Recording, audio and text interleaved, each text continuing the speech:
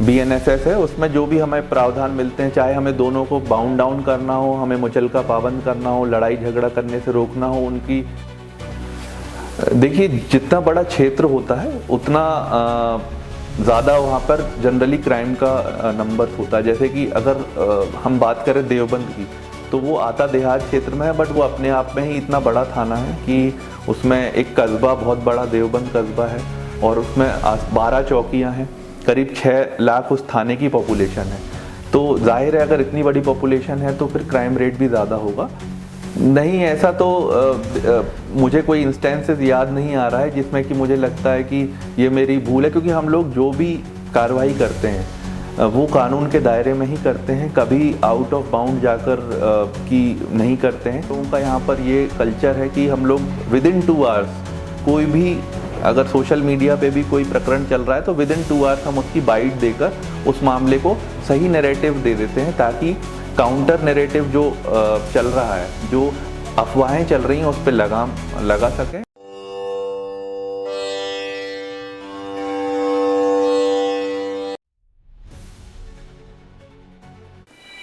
मेरी बेसिक जो एजुकेशन है वो मेरे होम टाउन पिपरिया से ही हुई है, एक कॉन्वेंट स्कूल से। उसके बाद 11th और 12th करने के लिए मैं कोटा राजस्थान चला गया था। वहाँ IIT की कोचिंग के साथ साथ मेरी 11th-12th मैंने की, और फिर फर्स्ट अटैम्प्ट में मेरा IIT में सिलेक्शन हो गया, IIT धनबाद। वहाँ से फिर मैंने 2010 से 2014 तक BTech मैकेनिकल इंजीनियरिंग की शिक्षा ग्रहण की। मिडिल क्लास फैमिली रही है, और हमेशा से एजुकेशन को सपोर्ट किया फादर ने, मदर ने, और हमारी एक जॉइंट फैमिली थी। तो जो हमारे टाउन में सबसे अच्छा स्कूल था, वहाँ पर पढ़ने का सौभाग्य मिला। इंग्लिश मीडियम स्कूल था इन दिनों। 8th क्लास 2008 में मेरी 10th मैंने पूरी की, और मैं डिस्ट्रिक्ट में फर्स्ट भी आया था। तो ये देखते हुए कि ब्राइट स्टूडेंट है, फिर उन्होंने कोटा भेजा। वहाँ से फिर मैंने अपनी 11th 12th और IIT की पढ़ाई की। जी बिल्कुल, को करिकुलर एक्टिविटीज़ में भी एक्टिविटी रही है मेरी स्कूल में। स्किट कह लो, थिएटर कह लीजिए, डिबेट्स में मैंने पार्टिसिपेट किया है, क्विज़ेस में मैंने पार्टिसिपेट किया है। तो ये सब इसके अलावा भी को करिकुलर एक्टिविटीज़, कराटे हम लोग करते थे। मेरा मानना है कि एक आपकी ओवरऑल पर्सनैलिटी को जो ग्रूम करता है वो बाकी एक्टिविटीज़ भी करती है। आप पब्लिक स्पीकिंग करते हैं, आप लोगों के सामने जो कॉन्फिडेंस से बोल पाते हैं, और जो आपकी IQ है वो काफ़ी चीज़ों पे निर्भर करती है, ना कि केवल करिकुलर स्टडीज़ पे। तो ये सारी चीज़ें निश्चिंत ही बहुत ज़्यादा हेल्प करती है। खेल कूद भी आज की डेट में बहुत इम्पॉर्टेंट है, जिस हिसाब से हमारी जो जॉब है भागने और दौड़ने की है, तो स्टार्टिंग से ही एक खेल में रुचि रही है। अभी भी मैं थोड़ा बहुत समय निकाल कर बैडमिंटन या जिमिंग कर लेता हूँ, जिस हिसाब से एक ओवरऑल एक्टिविटी बनी रहती है। अच्छा, आपके क्षेत्र में जैसे आप पुलिस में आए हैं, प्रारंभ से ही चाहते थे कि आप इसमें पुलिस में? देखिए, जब प्रिपरेशन कर रहा था मैं सिविल सर्विसेज की, तो हमेशा IAS IPS के रूप में ही हम लोग मोटिवेटेड होकर पढ़ाई की थी। और पहले अटेम्प्ट में मेरा जो है रैंक 400 के आसपास आया था, तो उसमें मुझे टॉप 2 सर्विसेज नहीं मिली थी। इसके साथ ही मैंने एक इंडियन फॉरेस्ट सर्विसेज का एग्ज़ाम होता है वो भी दिया था, UPSC कंडक्ट कराता है, उसमें मेरी सिलेक्शन हो गया था, और मुझे ऑल इंडिया 26th रैंक आई थी। और मैंने फिर DFO की जो ट्रेनिंग होती है IFS की, इंडियन फॉरेस्ट सर्विस की, वो मैंने 1 साल की। फिर वहाँ से जब मैंने अगला अटैम्प्ट दिया तो फिर मेरा IPS में हो गया। मेरा मन था स्टार्टिंग से ही कि या तो IAS या IPS के लिए ही, क्योंकि फॉर फील्ड वर्क जो हम करते हैं, देखते हैं, वो इन दोनों सर्विसेज में आपको भरपूर मिलता है, और जो छोटे से आपकी एज से ही आप बड़े लेवल पर चेंज ला सकते हो। तो इसीलिए मेरा मन था स्टार्टिंग। अच्छा, जब से सहारनपुर आए हैं, सहारनपुर के विषय में, वहाँ के लोगों के विषय में कैसा अनुभव रहा है आपका? सहारनपुर एक बहुत ही अच्छा शहर है। मैं यहाँ से आने से पहले भी 1-2 बार आ चुका हूँ। जब भी मैं ऋषिकेश और देहरादून जा रहा था तो मेरे जो 1-2 फ्रेंड्स थे वो इसी के आसपास के एरिया के थे, तो मुझे बहुत ही पीसफुल लगता था। ग्रीनरी काफ़ी है, मौसम बहुत अच्छा है, लोग यहाँ पे बहुत अच्छे हैं। तो मेरा मन था कि कभी ना कभी सहारनपुर में मौका मिलेगा काम करने का। और मेरे सेकंड पोस्टिंग में ही मुझे सहारनपुर में काम करने का अवसर मिला है। बहुत अभी तक बहुत ही अच्छा रहा है। और देखिए, थोड़ा बहुत जातिगत तनाव और जो क्राइम के एस्पेक्ट से बात करें तो बहुत ना ज़्यादा कम है ना बहुत ज़्यादा है। एक अच्छा ग्राउंड है ट्रेनिंग के लिए, सीखने के लिए बहुत कुछ मिलता है, अलग अलग पर्सपेक्टिव से आपको यहाँ पे सीखने का मौका मिलता है। तो बहुत ही मैं अपने आप को लकी मानता हूँ कि मेरी सेकंड पोस्टिंग में ही मुझे सहारनपुर मिला, जिससे कि आपकी ओवरऑल पर्सनैलिटी को भी ये ग्रूम करता है। अच्छा, मित्र भाव की आशा रखती है पुलिस कि सबसे मित्र भाव मिले, सबसे सहयोग मिले, पुलिस को सहयोग मिलेगा तो पुलिस और शक्ति के साथ काम कर सकेगी, ऐसा अनुभव सहारनपुर में मिला है आपको? बिल्कुल, यहाँ पर जब भी हम लोगों ने आउटरीच किया है, कम्युनिटी आउटरीच, तो हमें बहुत सपोर्ट मिला है। चाहे जो भी त्योहार हो, कावड़ का आयोजन यहाँ पर बहुत बृहद स्तर पे होता है, अलग अलग जयंती यहाँ पर बहुत अच्छे से मनाई जाती हैं। तो जब भी हम लोगों से पहल करके बात करते हैं, शांति समिति की बैठक करते हैं, तो हमें बहुत ही पॉजिटिव रिस्पांस मिलता है। और उनके वॉलंटियर्स भी, जो लोग आयोजन कर रहे हैं, उनके वॉलंटियर्स भी हमें पुलिस के साथ मिलकर ही उस आयोजन को सकुशल संपन्न कराते हैं। तो यहाँ पर लोगों का बहुत सपोर्ट मिलता है। ग्रामीण एरिया में ये होता है कि सुबह वो बहुत, उनकी मॉर्निंग बहुत अर्ली स्टार्ट हो जाती है। मुझे जो भी फ़ोन कॉल्स कभी आने लगते हैं तो 5-6 बजे से आने लगते हैं, तो उनकी सुबह बहुत जल्दी शुरू हो जाती है। शाम उनकी बहुत सूर्यास्त के बाद बहुत ज़्यादा एक्टिविटी होती नहीं है। तो आपको जो है मॉर्निंग सनराइज टू सनसेट बहुत एक्टिव होना पड़ता है। और विवादों में जो रुचि लेने वाली बात है, ऐसा मुझे नहीं लगा। हमेशा वो लोग ये पहल करते हैं कि हम अपने स्तर पे ही चीज़ें को मतलब सुलह कर लें और पुलिस तक मामला ना जाए। फिर भी हम लोग सतर्क दृष्टि बनाकर रखते हैं और जो भी हमें कंप्लेन मिलती है उसको फिर हम लोग उसको एंड तक ले जाते हैं। जो पुलिस अगर मार्गदर्शन करते, मैं अभी सिर्फ बात आपको कर रहा हूँ कि आप देहात देख रहे हैं जी, पुलिस अगर मध्यस्थता करती है तो क्या मध्यस्थता में सफल हो पाते हैं जब ये लगता है कि दोनों पक्ष जो है विवेकहीन बात कर रहे हैं? सत्य बताइएगा जी। ऐसे केसेस में तो फिर हम लोगों को हस्तक्षेप करना पड़ता है। और जो फिर कानून ने हमें सीआरपीसी, आईपीसी और अब तो भारतीय न्याय संहिता और बीएनएसएस है, उसमें जो भी हमें प्रावधान मिलते हैं, चाहे हमें दोनों को बाउंड डाउन करना हो, हमें मुचलका पाबंद करना हो, लड़ाई झगड़ा करने से रोकना हो, उनकी जमानत जब्त करना पड़े, एसडीएम के सामने ले जाना पड़े, ये सारी चीज़ें हम करते हैं। बट हम लोग का जो मेरा अब तक का एक्सपीरियंस रहा है, हम लोग अगर कुछ मुअज़्ज़िज़ लोगों को अगर हम सिलेक्ट कर लें और बताएं कि ये जो है दोनों विवेकहीन बात कर रहे हैं, और अगर हम लोग बैठकर मुद्दा को अगर सुलझा सके तो हम लोग ट्राई करते हैं कि उसको फिर आगे ना बढ़े। अच्छा, आपको ये लगता है कई बार ग्रामीण क्षेत्रों में काम देखने के बाद कि वहाँ चौकी थाने जो काम करते हैं उनकी प्रॉपर रिपोर्ट आप तक सही पहुँचती है, ऐसा अनुमान लगता है आपको? मेरे अंडर में 4 डिप्टी एसपीज भी हैं, जिनको सीओ बोलते हैं, तो क्षेत्राधिकारी है। हर एक क्षेत्राधिकारी के पास 3 थाने हैं। तो हम लोग क्षेत्राधिकारी से भी इनपुट लेते हैं और थानों और चौकी स्तर से भी इनपुट लेते हैं। कहीं कोई ऐसी विरोधाभास अगर लगती है तो फिर हम उनकी जवाबदेही भी तय करते हैं। अभी तक तो कुछ इंस्टेंसेस हुए हैं जहां पर कोई घटना हो जाती है तो उच्च अधिकारियों को वो सूचना नहीं देते हैं, अपने स्तर पे मैनेज कर लेते हैं। बट फिर हम लोगों ने ये निरंतर मीटिंग करके ये बताया है कि कोई भी छोटी से बड़ी घटना हो, आप लोग हमें सूचना देंगे, कोई भी घटनाओं का अल्पीकरण ना हो। जो घटना जैसी वादी के साथ हुई है उसी तरह से रजिस्टर करिए, आप उसकी विवेचना करिए, जो भी तथ्य सही होंगे उस आधार पर कार्रवाई कीजिए। आप भविष्य में ऐसा भी हो सकता है नगर क्षेत्र देखें और भी विकास करेंगे और भी आप बढ़ेंगे, लेकिन मैं केवल ग्रामीण क्षेत्र में ये बात कर रहा हूँ कि वहाँ की शिक्षा का आधार अगर माने तो अपराध अधिक होते हैं। देखिए, जितना बड़ा क्षेत्र होता है उतना ज़्यादा वहाँ पर जनरली क्राइम का नंबर्स होता है। जैसे कि अगर हम बात करें देवबंद की, तो वो आता देहात क्षेत्र में है, बट वो अपने आप में ही इतना बड़ा थाना है कि उसमें एक कस्बा, बहुत बड़ा देवबंद कस्बा है, और उसमें 12 चौकियाँ हैं, करीब 6 लाख उस थाने की पॉपुलेशन है। तो जाहिर है अगर इतनी बड़ी पॉपुलेशन है तो फिर क्राइम रेट भी ज़्यादा होगा, क्राइम इन नंबर्स। बट अगर हम परसेंटेज के बारे में बात करें कि प्रति 1000 व्यक्ति या प्रति लाख व्यक्ति कितना क्राइम है, तो वो देहात में कम है, देहात में वो नंबर हमें कम मिलेगा।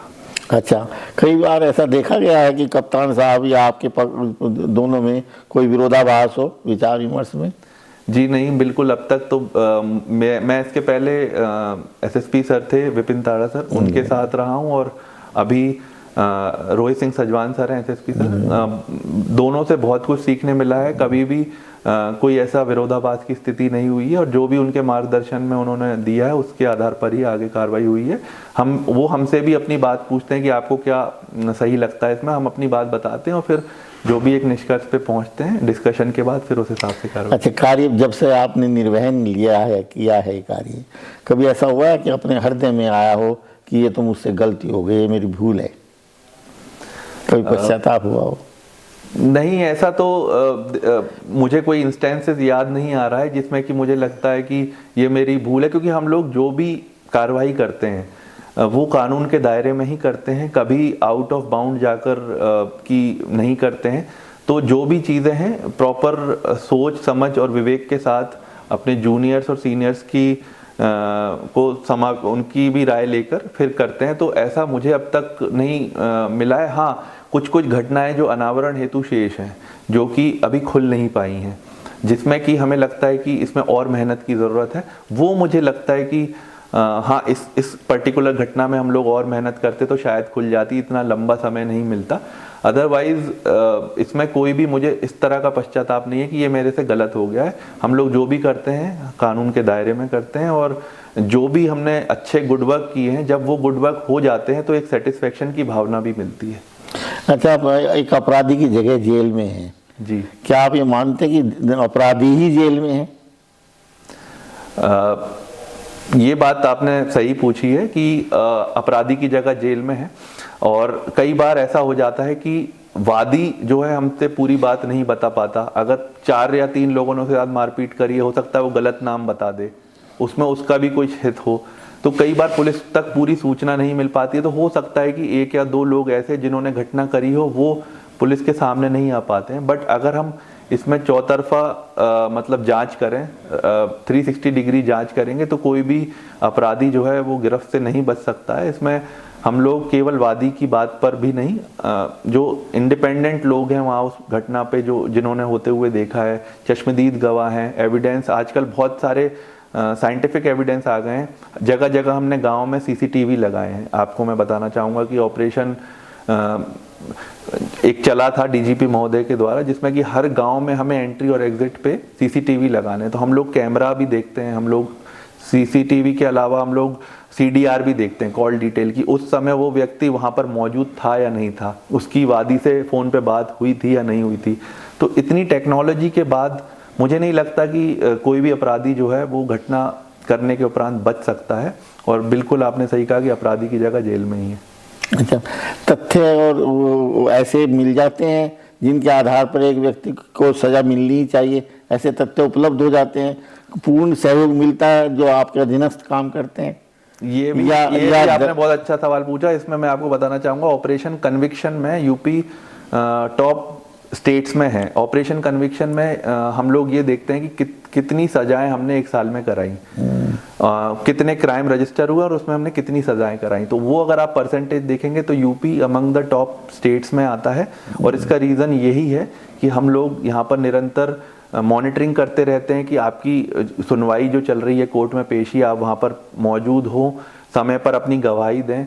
हम लोग पुलिस वालों को जब गवाही देनी जाती है, हम लोग उनको भी परमिट करते हैं कि आप समय से कोर्ट में गवाही दें। जनता को भी हम फैसिलिटेट करते हैं कि आप अपनी गवाही दीजिए। और ये सारे अगर साइंटिफिक एविडेंस केस डायरी में मौजूद नहीं होंगे तो न्यायालय जो है उसे सज़ा नहीं दे पाएगा। बट इतनी सज़ा हो रही है, इससे ये बात साफ है कि हम लोग जो भी लिखा पढ़ी कर रहे हैं वो बहुत ही साइंटिफिक तरीके से कर रहे हैं, जिससे कि वो कोर्ट उसको सज़ा दे पा रही है। अच्छा, एक बात मुझे थोड़ा सा ये बता दीजिए, जन समाज का, ग्रामीण क्षेत्र की मैं बात करूँ, जन समाज का जो वरिष्ठ नेता हैं, वरिष्ठ सामाजिक व्यक्ति हैं, कार्यकर्ता हैं, क्या लगता नहीं कई बार आपको कि ये बात जो है आधारहीन कर रहे हैं, या इनके तथ्य में या इनकी वार्ता में वो बात नहीं है जो एक गंभीर व्यक्ति, भले ही वो एक बड़े सामाजिक पद पर हैं, राजनीतिक व्यक्ति हैं या सामाजिक व्यक्ति हैं, आपको अनुमान लगता है कई बार? जिला सहारनपुर की मैं बात कर रहा हूँ। इसमें मैं आपको बताना चाहूँगा कि मेरे पास भी कई ऐसे कॉल्स आते हैं जिसमें वो अपनी बात बताते हैं कि हो सकता है वो वादी की तरफ से बताएं, हो सकता है वो कि प्रतिवादी पहुंच गया अगर कोई जनप्रतिनिधि के पास और वो अपनी बात बताए कि मेरे ऊपर गलत केस रजिस्टर हो गया है। तो देखिए, जो जनप्रतिनिधि हैं उनका काम है जनता की समस्याओं को सुनना, चाहे वो वादी हो चाहे प्रतिवादी, सभी जनता के ही पार्ट है। और उसमें एक पक्ष गलत होता है, एक पक्ष सही होता है, कई बार गलत पक्ष भी अपनी पैरवी करता है। उसमें जो मैं ये बताना चाहूँगा कि जितने भी यहाँ जनप्रतिनिधि हैं बहुत ही विवेक है उनमें, और वो सब हमसे जब बात करते हैं तो हम उन्हें अगर सही बात से अवगत करा दें तो वो बिल्कुल उस चीज़ को समझते हैं, कोई भी ऐसा अनड्यू प्रेशर हम पे नहीं आता है। और वो भी ये सब बताते हैं कि जो आपको सही लगे, कोई गलत आदमी के साथ मतलब कोई सही आदमी के साथ अन्याय ना हो और गलत आदमी फिर बख्शा ना जाए, उनका हमेशा यही स्टैंड रहता है। और हम लोग भी उनको यही आश्वासन देते हैं कि बिल्कुल जो कार्रवाई हो रही है वो सही हो रही है। तो मुझे अब तक ऐसा कुछ भी नहीं लगा कि कोई अनड्यू प्रेशर मतलब हम लोगों पे डाल। आपके नाम के साथ जैन लगता है। जी जी। अहिंसा को उतना ही महत्व देते हैं आप? जी बिल्कुल, बचपन से ही परवरिश में यही रहा है कि अहिंसा परमो धर्म, और हमेशा सच बोलना चाहिए। और जो है सभी जो जीव जंतु हैं, चाहे वो छोटे से छोटा हो या बड़े से बड़ा, सब में एक आत्मा का स्वरूप होता है और उसकी इज्जत भी करनी चाहिए और हमेशा किसी की मतलब जीव हिंसा नहीं करनी चाहिए। मेरा क्वेश्चन ये है कि जैसे मीडिया को फोर्थ पिलर ऑफ डेमोक्रेसी कहा जाता है, बट ऐसे बहुत सारे इंसिडेंट हुए हैं जहाँ पे मीडिया की वजह से कंट्री की सिक्योरिटी पे बहुत ज़्यादा हार्म हुआ है, जैसे ड्यूरिंग कारगिल वॉर और ड्यूरिंग द 26/11 अटैक जो कि 2008 में मुंबई में हुआ था।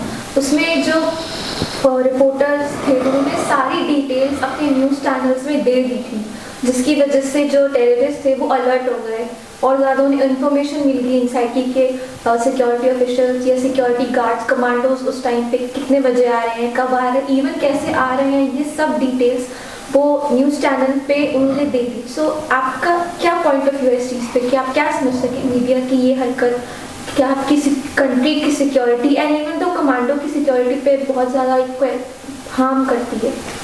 जी, बहुत ही अच्छा सवाल है ये। और इसमें मीडिया देखिए 99% ऑफ द केसेस और 99% ऑफ द मीडिया जो है जनता के सामने उनका यही रहता है कि हम सारी की सारी सही बात जनता तक पहुंचाएं। But there is very thin line कि कितना हम अगर बताएं तो वो कंट्री के सिक्योरिटी के लिए थ्रेटनिंग हो सकता है। तो ये आपने बहुत अच्छी बात बताई कि हाँ, मीडिया को बिल्कुल सेंसिटिव होना चाहिए कि ये जो मामला है, ये जो डिटेल्स है पब्लिक में जाएगी तो एक पैनिक का भी माहौल क्रिएट होगा। दूसरा जो है, जो इनको देख रहे होंगे एंटी नेशनल एलिमेंट्स, वो उन तक भी वो बात पहुंचेगी। हम लोगों ने मीडिया पॉलिसी भी बनाई है, सोशल मीडिया पॉलिसी भी बनाई है कि कितना डिटेल्स आप, हम लोग नीड टू नो बेसिस पे ही मीडिया से जानकारी साझा करते हैं। बट कई बार जो कुछ मीडिया से हमारे कर्मी होते हैं वो कई बार स्टिंग ऑपरेशंस कर लेते हैं, या फिर वो अपना जो है कैमरा ले जाकर ऐसी जगह पर भी पहुंच जाते हैं जहां तक इनको नहीं पहुंचना चाहिए। तो हम लोग का यही रहता है कि जो हमारी पुलिस पर्सनल है उन सबको ब्रीफिंग हो प्रॉपर। मीडिया के साथ भी हम लोग बीच में कई बार ऐसे सेशंस करते रहते हैं और उनको अवगत कराते रहते हैं। बट खास तौर पर अगर हमारे पर्सनल्स पे हम लोग खास तौर पे ब्रीफिंग देते हैं कि यहाँ पर मीडिया अलाउड है, यहाँ पर मीडिया अलाउड नहीं है, और ये सिक्योरिटी कंसर्न है, और हम लोग उनको बता देते हैं और प्रॉपर चेकिंग फ्रिस्किंग के बाद ही ऐसे सेंसिटिव आयोजन में उनको बुलाते हैं। कई बार पुलिस पर एक आरोप लगे हैं कि उसने मीडिया में सभी प्रकार के लोग हैं। आज के वातावरण में तो आप समझते हैं साहित्य से भी बाहर हो गया है मीडिया। साहित्य सभी लोग बहुत ज़्यादा ज्ञान उस विषय में नहीं रखते हैं, लेकिन कई बार पुलिस उनको, क्योंकि पुलिस एक पद पर बैठी है, एक शक्ति के साथ जुड़ी हुई है, तो अपने अनुरूप ढाल लेते हैं पत्रकारों को, ऐसा आरोप लगा है पुलिस पर? नहीं, ऐसा तो कुछ भी नहीं है। बाकी हम लोग जितना होता है पत्रकार, हम लोगों से कोई अगर डिटेल्स मांगते हैं तो हम लोगों ने एक ग्रुप बना रखा है पुलिस और मीडिया का। तो हम लोग का यही प्रयास रहता है कि हम अपने स्तर से ही जितना से जितना डिस्क्लोजर कर सके इन्फॉर्मेशन का। अगर कोई हमारे विभाग की भी बात हो जिसमें कि किसी पुलिसकर्मी के ऊपर या तो निलंबित हो गया, हम ये सारी सूचना तक मीडिया को अपने तरफ से ही साझा करते हैं। और अगर कोई ऐसा मीडिया बताता है कि ये वीडियो या ये ऑडियो वायरल हो रहा है तो फिर हम लोग उसकी मीडिया में तुरंत बाइट देते हैं। हम लोगों का यहाँ पर ये कल्चर है कि हम लोग विदिन 2 आवर्स कोई भी अगर सोशल मीडिया पे भी कोई प्रकरण चल रहा है तो विद इन 2 आवर्स हम उसकी बाइट देकर उस मामले को सही नैरेटिव दे देते हैं, ताकि काउंटर नैरेटिव जो चल रहा है, जो अफवाहें चल रही हैं, उस पर लगाम लगा सकें। इसीलिए हम आधिकारिक तौर पर एक बाइट जितना जल्दी हो सके, हमें मुख्यालय से भी आदेश प्राप्त हुए हैं कि 2 घंटे के अंदर आप जो भी प्रकरण आपके संज्ञान में आए उसमें एक बाइट दे दीजिए। तो उसमें कोई भी ये सवाल नहीं होता कि हम अपने अनुरूप ढाल रहे हैं, हम बिल्कुल जो सच होता है उस हिसाब से फिर 2 घंटे के अंदर बाइट दे देते हैं। अच्छा, सहारनपुर के लोगों को खासकर ग्रामीण क्षेत्रों में, इतना बड़ा क्षेत्र आपके पास है, सभी जगह सर्वे कर पाते हैं आप? ये मेरे लिए थोड़ा सा चैलेंजिंग रहता है। कई बार एक क्षेत्र में घटना होती है और उसके डायगनली अपोजिट क्षेत्र में अगर कोई घटना होती है तो मुझे लगभग 100 किलोमीटर कर जो है डायगनली पार करके जाना पड़ता है। तो मैं अपने जो वर्किंग के लिए मैंने अपना एक रोस्टर बना रखा है कि सोमवार को या मंगलवार को मैं इस क्षेत्र में जाऊंगा, बुधवार को इस क्षेत्र में जाऊंगा, और उसको फिर मैं चेंज भी करते रहता हूं अपने हिसाब से। तो मेरी कोशिश यही रहती है कि एक वीक में नॉर्थ, साउथ, ईस्ट, वेस्ट चारों एरिया कवर कर लूं, और जहां पर भी जाऊं फिर उस हिसाब से निरीक्षण और मुआयना करते हुए लोगों की मीटिंग करते आपके जो निरीक्षण है, परीक्षण है, वो दिन में ही होते हैं या रात्रि में भी निकल जाते हैं? नहीं, हमारे तो दिन में तो ऑफिस का होता है। मेरा जो फील्ड वर्क होता है वो दोपहर के बाद करीब 4 बजे से शुरू होता है, और कई बार तो ये देर रात तक भी चलता है।